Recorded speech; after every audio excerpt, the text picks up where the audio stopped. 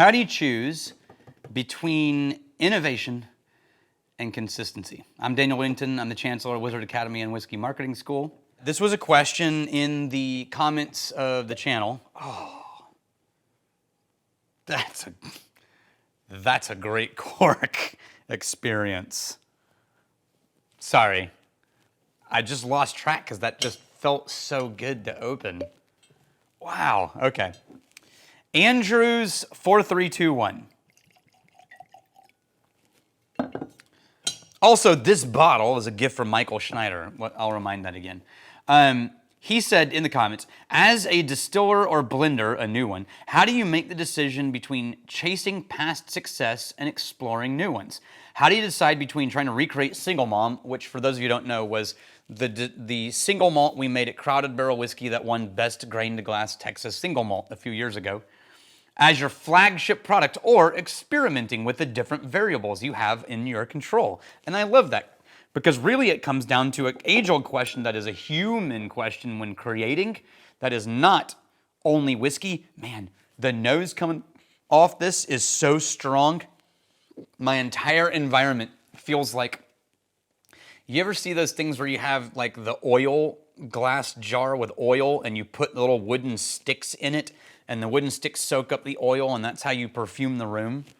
That's what I'm smelling right now. Like my whole space is densely perfumed from this glass. That's gotta be high. It's barrel proof, of course, 61.5% alcohol. Wow, all right.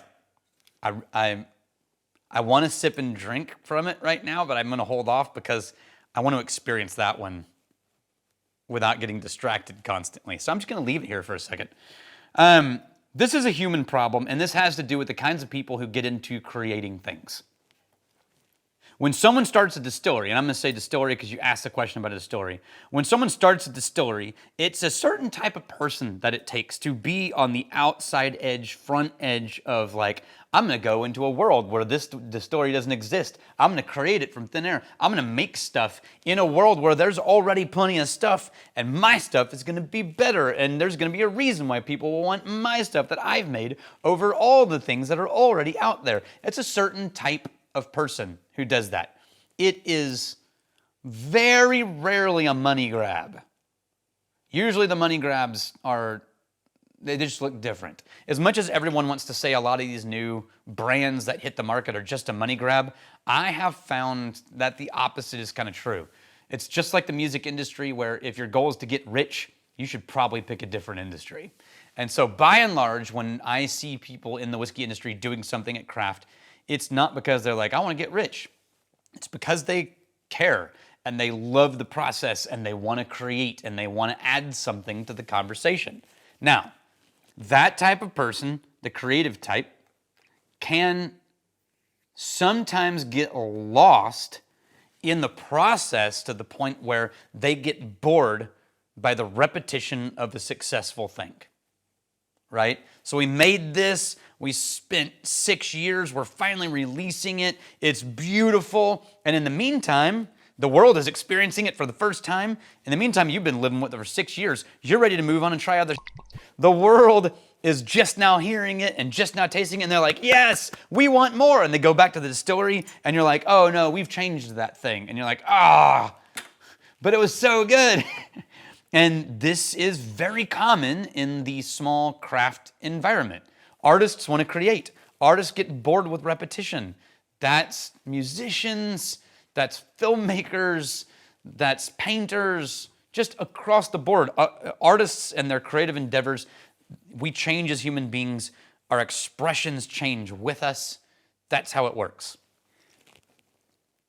The people who tend to get into it for business tend to be the people who go, what does the market want? What can we create? Let's create all the systems, line them all up in a row, roll it out, execute, and then put all our money into marketing and messaging because we already know our system, and all of this is just recreation of a system over and over and over. There's creativity to that, but it's it's mostly in the startup phase. Once you get into the running of the business, it becomes like 80% execution of the good idea and only 20% like, maybe we'll try a few things here and there. But those things eventually get stale. They become very, very solid, very successful, but eventually people know. I think this is Angel's envy, which is a lot of innovation at front. And by innovation, I mean just creativity. Innovation is the wrong word.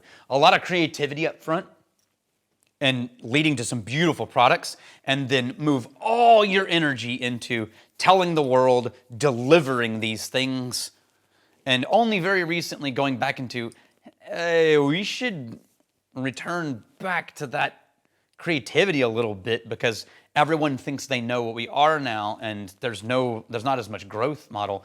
And what about our fans who love us but want to experience something more, right? So in a creative endeavor, purely creative endeavor, it's usually the second generation that ends up in that problem. So it's the first generation of innovators and creators. They create, the next rung of leadership, the takeover group, they focus entirely on, we got it, done, let's deliver, but don't mess with that, we know what it is. So there's your three. There's your innovators who are constantly creating but can't deliver repetitive, consistent product. There's your people who only come in looking for the successful, repetitive idea with a little bit of creativity up front and a lot of deliverables. And then you get the creative bought by that second group or handed down to that second group, and it becomes that thing. So how do you balance all of those things? I don't know that I have an answer, but I have a theory, if that helps. But first, Corbin Cash. So I discovered Corbin Cash because someone mailed us a bottle ages ago, and it was a beautiful, ornate, it was a beautiful bottle. And we tried it, and I immediately was like, holy crap, this is great. How have I not heard of these guys before? And they're in California. They're in Merced, California, which is south of Modesto, but even on the map with San Jose, if that helps. In the breadbasket area of California. And most people don't realize that if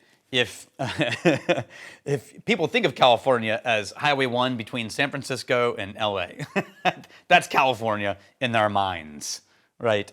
But 80% of California is either Southern Oregon or basically really, really, really Western Oklahoma. All of I-5, where all of the agriculture is, if you go out there, you might as well be driving around in Oklahoma and Texas. It's all gun racks and lifted pickups and country music. It was the weirdest experience when I moved from Texas to California, and then we would go into that part of California, and I'd be like, holy crap, I'm back in Oklahoma and Texas again. Who knew? And that's the majority of the land space, and it's not the majority of the population. It's the majority of the land space. It's very surreal. So I'd expect everyone at Corbin Cash and the whole family to be driving pickup trucks listening to country music. Just kidding. Such a stereotype. Okay, so the second time I heard of Corbin Cash was when my friends at Lost Lantern, Adam and Nora, did independent bottlings of Corbin, and I was like, you found them too, yes! And their independent bottling releases are awesome. So I'm a big fan of Corbin Cash. I don't remember having tried this one. Michael Schneider dropped this bottle off. He's one of our Psalms, and I was looking forward to trying it. So here we are. And I wouldn't have done it because I would have put this on the Rare Whiskey Day, but I saw this bottle in Texas. And I don't remember what store, but I was like, that's it, I'm talking about it. If I can find this bottle or anything from Corbin Cash on a shelf in Texas, then it's now fair game. This is Merced Rye, and they call it 1917 Merced Rye whiskey. It's barrel proof. Merced is a variety of rye that they use because it sucks in, revitalizes? It revitalizes the soil. So one of the things that should be more common in farming and was originally, then sort of isn't, but now is coming back, is using land use and crops to recycle through and keep the soil healthy and revitalize your farmland. And so Merced Rye helps them create a sustainable cycle of crop use. And then they use that to make their whiskey. This is, I don't know how old this is. I read somewhere that it was in the 5-year-old range, but there's no age statement on it. And so I hate to say 5 years. so I'm not gonna. Oh, man, that is a vibrant nose. It is sandalwood and saddle leather. It is clove and cinnamon.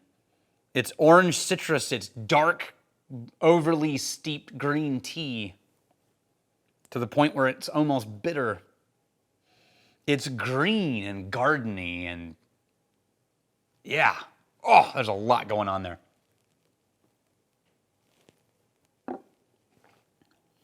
Oh! Wow, okay. So, whoo, wow, that's dry. So it delivered all of that in the palate in this sort of like dense kernel explosion of all of those flavors, adding to it a dark brown sugar that's almost burnt. Oh, but then as it goes down, it's like it reaches a hand back and just sucks all the moisture out of your mouth. And so my tongue feels really dry, like I need a drink of water immediately. It's like getting to the popsicle stick at the end of an ice cream. I'm gonna add a little water to this and see if that softens up some of that dryness. Woo. I love what's going on in there, but it is high drama. This is what rye is capable of if you're not just doing your standard Kentucky makers, bourbon drinkers version of rye or MGP. Get out into the rest of the rye maker world and then you get things like this. And I could see how people could get as excited about this kind of a thing as Scotch drinkers get about weird, smoky, funky things like Springbank and Lafroig. The nose, when you add water, it softens all of the dense, wooden, oily, dark cinnamon clove notes and turns it into a sort of like soft cinnamon sugar with a little bit of cut grass and green. Okay, the dryness goes away and it's creamy and sweet, but then so does all of the density of all those other flavors. So the bummer is it loses a step with water, but it also isn't trying to suck all the moisture out of my mouth. I think if I had to pick, I'd prefer the cask strength version of what I just did, but I'll let this sit for a little bit and see if it comes back as everything sort of recoalesces. Okay, so let me go back to answering your question. I think the solution to innovation and consistency has to do with not being a solo operator. And what I mean by that is the answer to that problem in business is people and relationship and trust.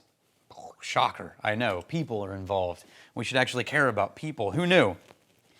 In a successful startup or in a successful big like rebrand and like VC money, venture capital, let's launch this thing, you have to have both. You have to have, on one hand, the high creative, high innovative, high let's try new things, high let's not get stuck in the same old, same old. On the other hand, you have to have the, yeah, but our consumers have developed expectations that we need to deliver on. Hey, if no one knows how to predict us, then we're gonna lose attention real fast, right? And they need to be in conflict with each other, not in a bad way, but they need to contrast and push against each other, right? Which is like in a good band, when you have two different songwriters or two different musicians with strong opinions and they push back against each other, and it always makes the best music. And then when they break up into their solo careers, you get some good music, but it's not always as good. People have said that about Tribe in this channel. It's two solo artists. I get that. I really like a lot of solo artists, though. Like Peter Gabriel, I think, is 1,000,000 times better than Genesis. And I love Paul Simon 1,000,000 times more than anything Simon and Garfunkel ever did. Now, what Paul Simon did was never as big of a hit as what Simon and Garfunkel did together, but whatever. I still think Paul Simon solo is infinitely better than Simon and Garfunkel. But in that relationship, they have to trust and they have to compromise. Now, going back to answering the question with Crowded Barrel. Crowded Barrel was the true weird creative craft, but not necessarily because it was just Rex and I creativity. It was because the business model we chose was the Patreon is going to vote on and we're going to do weird things. And so we never, because of our size of our pot still and our money and space to store barrels, creating a scalable, worldwide, even nationwide, even statewide, consistent product that was delivered year after year, not possible at all. We had to own and dive into and live in the, no, we exist to do weird stuff that our people voted on, because that's actually the bread and butter of Crowded Barrel. Now, the goal in the long run was like, look, if we want to be a sustainable distillery, instead of just constantly trying to convince people to join and contribute and be a part of this community, in the long run, we need some sort of large brand that the world gets to see as Crowded Barrel. And I know they're still trying to find that, still working towards that goal without me. But that's always been on the radar. But because the bread and butter of Crowded Barrel is innovation, like that's what it's got to lean into. When you have unlimited resources, then you can do what Middleton did. The biggest Irish whiskey distillery in the world, at one point the only Irish whiskey distillery in the world, creating all of these consistent, replicated Jameson, Redbreast, Spots, Powers, year after year, the same thing.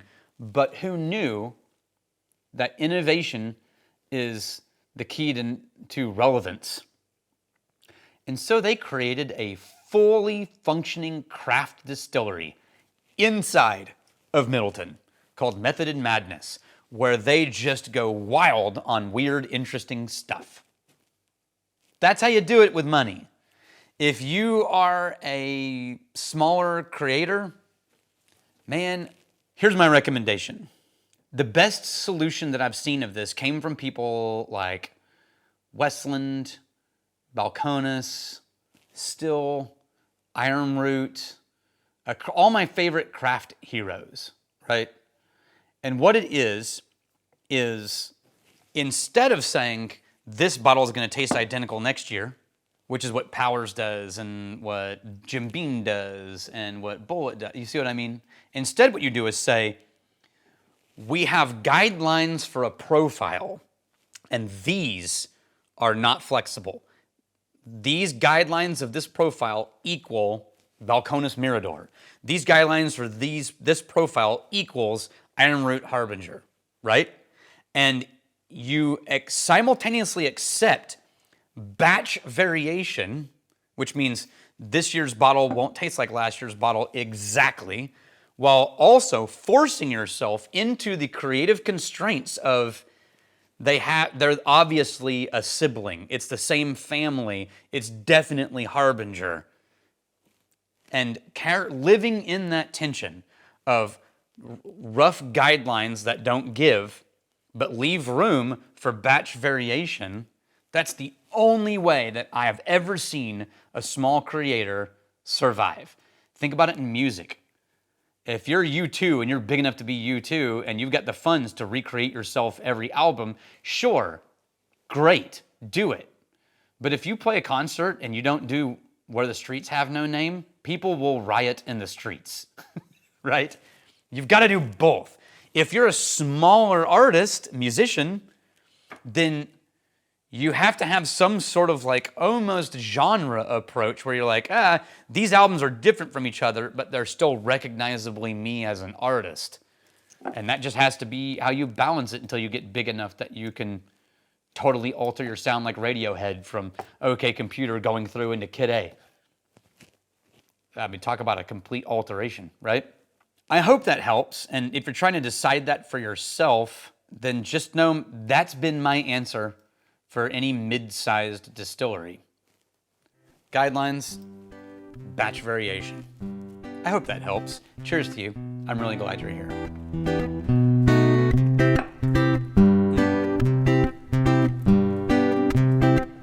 While I'm letting the water settle, you should like and subscribe. It got better with a little bit of water.